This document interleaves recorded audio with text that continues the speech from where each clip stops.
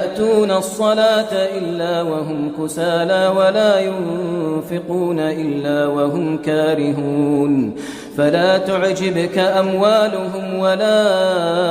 أولادهم إنما يريد الله ليعذبهم بها في الحياة الدنيا وتزهق أنفسهم وهم كافرون ويحلفون بالله إنهم لمنكم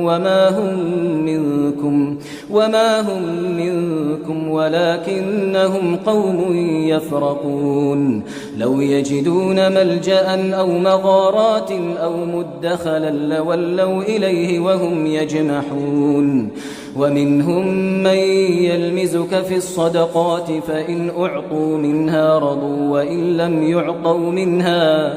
وإن لم يعطوا منها إذا هم يسخطون